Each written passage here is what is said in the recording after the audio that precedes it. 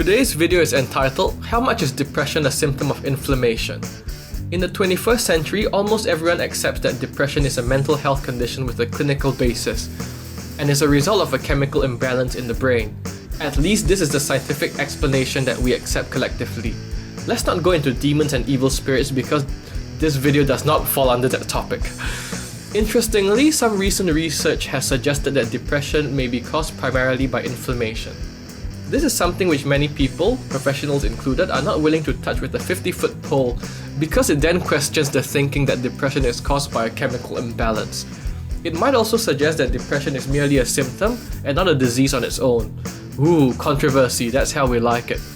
Anyways, this new theory, known as the immune cytokine model of depression, states that depression is not a disease itself, but instead a multifaceted sign of chronic immune system activation.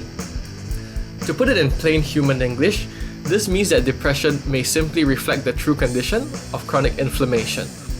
All of this is not merely hearsay. A growing body of evidence is now showing an association between depression and a low-grade, chronic inflammatory response that subsequently comes with increased oxidative stress. Let's explore this a little bit further. Scientifically, inflammation comes with an increase of chemicals known as cytokines. As early as in the 1980s, some researchers have found that inflammatory cytokines are capable of producing many psychiatric and neurological symptoms, which also happens to be the defining characteristics of depression.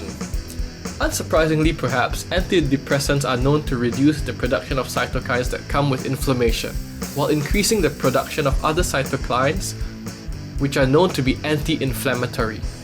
Furthermore, these antidepressants can also change the gene expression of some immune cells that are involved in inflammatory processes. As the body of evidence increases, the next obvious question that arises is, what is causing the inflammation? Most people do not realize this, but inflammation is at the root of many modern diseases. Some would even argue that it is at the root of almost all modern diseases. Alzheimer's, cardiovascular problems, diabetes, arthritis, asthma, the list goes on. In light of this fact, maybe it becomes less surprising that inflammation is also associated with depression. Back to the question of what's causing inflammation, the answer is starting to be obvious. Almost everything in our modern way of life is contributing to it. One of the key culprits, as you might have guessed, is our modern-day Western diet. Foods that are known to provoke inflammation include excess sugar intake, excess refined flour intake, chemicals, fats, and preservatives. Scary thought, isn't it? And if it isn't depressing enough, obesity is now accepted to be an inflammatory state as well. Obese people are known to have higher levels of inflammatory cytokines in their blood, which is not surprising considering the likelihood of them becoming obese from eating foods that are associated with inflammation.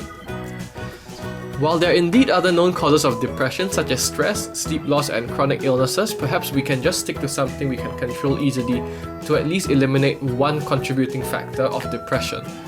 So my challenge to you today is that if you suffer from depression, try to clean up your diet and see if it makes any difference. I'm not saying that this will be the magic pill to cure all your woes, but it is worth a shot and is one of the many factors that contribute to your quality of life. Oh, and please check out the Granite Fitness solution. You might find it helpful. Hi, and thanks for stopping by.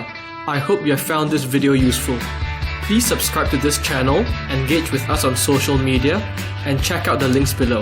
Have a great day and we'll be in touch soon.